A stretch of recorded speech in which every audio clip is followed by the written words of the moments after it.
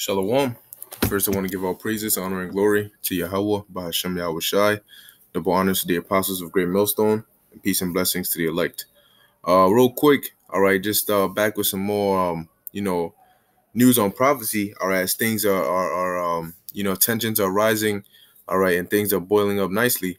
All right, in the Middle East, you have here the this oil attack or this oil plant attack, which now people are pointing the fingers, all right, and pointing the blame at Iran, all right, which that doesn't come as a surprise, all right, that they're blaming Iran for it, because ultimately we understand that it's the doing of the Most High. He's putting the spirit upon these nations to make Iran, all right, an enemy, all right, and push them to the limit of war, because it is prophesied in the scriptures that there's going to be war, all right, a third world war with all these major countries, and Iran is going to be involved in that. Okay, so it says Saudi Arabia accuses Iran of sponsoring oil plant attack, says it couldn't have originated in Yemen. And then you had Trump come out and say that they were going to substantially increase the sanctions on Iran. All right. So one question you should ask in your mind is, how long can they keep on building up this tension and keep on increasing sanctions until it gets to the point where there's no more, and you've backed the person into a corner? How much longer?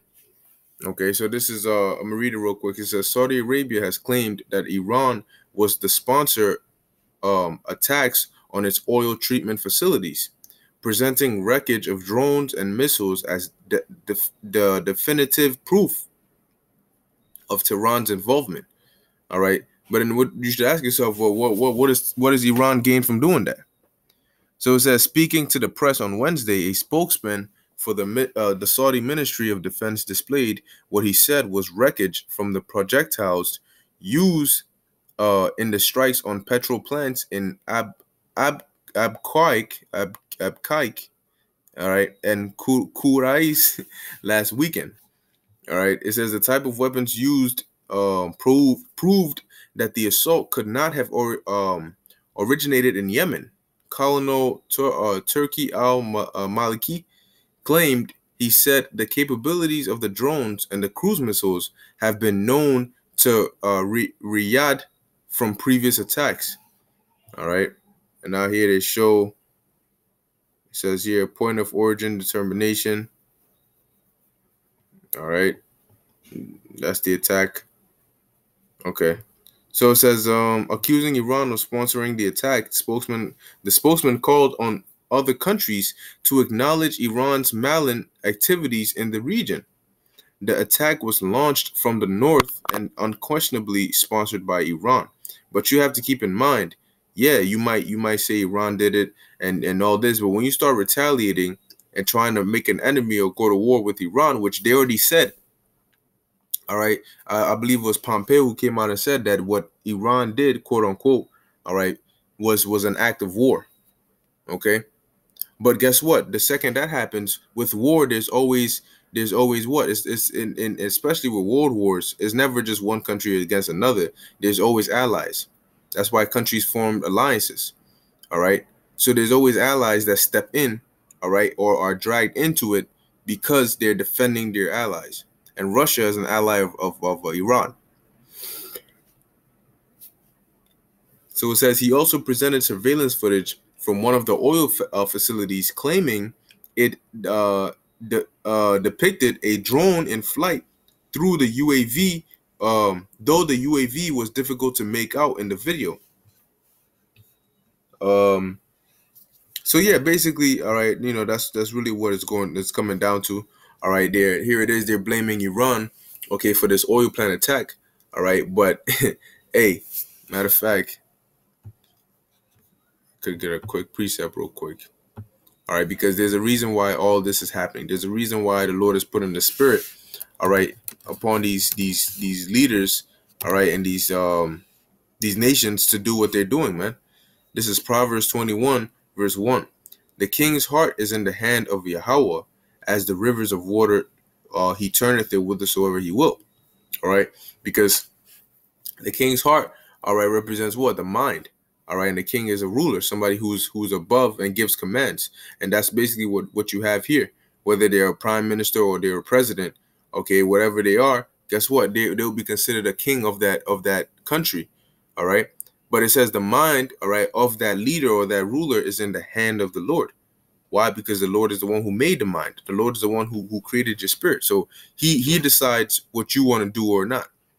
All right. And it says, as the rivers of water, he turneth it whithersoever he will. Okay. So just like water, can be going in one direction, but based on the path you put, like if you put a rock in between in the middle of a river, guess what? The water, when it hits the rock, is gonna part. All right, it's gonna part ways and then come back and close around the rock. Okay, so there are a lot of things you can do to change the current or affect the flow of water. Okay, and stop it from its going in this original course. Okay, so just like when a water's a waterfall, all right, the water as it's going before it drops, when it hits that waterfall, it doesn't just keep going straight. No, now it's changed its course because it's altered by the environment around it. All right, so it says he turneth it whithersoever he will. So the Lord can put the thought, all right, into anybody to do whatever it is the Lord wants them to do. All right. So all this is the Most High's what? It's all orchestrated because we understand what it's going to lead to, and we know which pieces are needed and required. So we're seeing all these things, and it's just more confirmation. All right, that we're closer and closer to that time. All right. Now, as all this is going on, you have the economy, which, man, listen, man, this economic bubble is about to burst. Okay, it is about to burst, and it's going to be bad. All right. It says Fed has no stomach for doing the right thing of raising rates as crisis worsen or worse than 2008 looms. This was by Peter Schiff. All right. So it says with the U.S. Federal Reserve expected to cut interest rates for the second time on Wednesday, Euro Pacific Capital CEO Peter Schiff has discussed with RT's Boom Bust what the move will bring to U.S. economy. Yeah, because when they cut interest rates or they lower interest rates, that's what that's just a way of trying to so-called balance out the economy. Okay, but what they need to do is not to lower interest rates because that's just a deception. As though everything is all good. No, that's not gonna help. Okay, that's like here it is, somebody's injured, and instead of performing surgery and giving them stitches and stuff, you're like, no, I'm gonna just put a band-aid on it.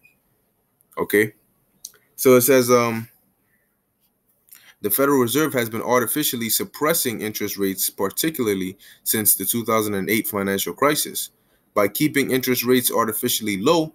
See, it's artificial because it's controlled, man. It's not free.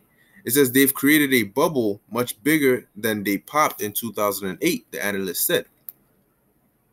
Earlier this week, the Fed made an emergency injection into the banking system to prevent interest rates from rising, which amounted to between $50 billion and $70 billion. According to various estimates, according to Schiff, this signals that the situation is spiraling out of control. Yeah, because when they have to step in and do things like this, it shows you that things aren't really going all right the way they want it to go, but it's getting to the point where they can't even hide it anymore. They're doing their best to keep it under wraps, but even their best isn't good enough to keep things low key. So it says they created $50 billion or $70 billion out of thin air to supply the credit that the market needed. Okay, but what happens next time? What happens if we need $100 billion? What happens if we need $1 trillion? He asked. Because when you're pumping all this money, okay, into the market, guess what? You have to balance it out because it's devaluing the money. Okay, because the more money you have, okay, now you need more of it to pay for the same thing, because the more money you have, the lower the value. So something that will cost $10 or something that has a value of $10, now you need 20 physical dollars to have the value of something that costs $10. Okay, it's just like when you dilute a drink, you know. Now, let's say you have a cup of a cup of juice, and then you pour a lot of water in it. The more water you pour in it, the more juice you have to pour in it to balance it out. So next thing you know, in order to get the same taste in the diluted juice, all right, as the regular pure concentrated juice, you're gonna have a big jar of diluted juice compared to the regular one. Why? Because you had to keep on pouring. Because the more water you pour, guess what? The more juice you gotta pour to maintain the taste, to balance it. All right. So it's the same thing here, man. The more money they pump into the markets and the economies out of thin air, guess what? The less the value of the money is. Okay. Now you need more of that physical cash to balance it out. So it says Peter Schiff believes that what the market really needs is to go through painful times of recession and eventually increase the rates, as this is what the market needs. However, this is unlikely to happen. See, it's gotten to that point where in order to recover, it has to go through that recession and then come out of it, according to Peter Schiff. But it's so bad that they're not even trying to do that. So when it does pop, it's not gonna. There's literally gonna be no fixing it. Okay, the Federal Reserve has no stomach for doing what's right, so they will cut interest rates because that's what the addicts on Wall Street demand. So we're not gonna have the real recovery. We'll try to maintain this bubble, the analyst told the Boom Bust host. And with them, once the bubble pops, they just let go of it. They're like, all right, well, I guess it popped. Because it is their plan. They're squeezing out every bit they can before they let that bubble pop. Okay, but for all you average people who are not seeing it coming, you're gonna be in a very tough predicament. All right, and it's not gonna be a easy thing, man. It's not gonna be an easy thing. Okay, it's gonna lead to a whole lot of destruction. All right, a lot of people losing their minds because a lot of people are not even gonna understand what's going on. You know, but hey, you got a lot. You got a lot going on, man. Hey, the scriptures talk about the prophecies. What they tarry, but though they tarry, wait for them, because when they hit, they will not tarry, man. All right, they shall surely come. So hey, we keeping our eyes out, man, watching what's going on. All right, and seeing how the Lord is putting all the pieces together. All right, but Lord willing, this was edifying unto the elect, giving all praises, honor, and glory to Yahweh, Bahashem, Yahweh Shai. Until next time, Shalom.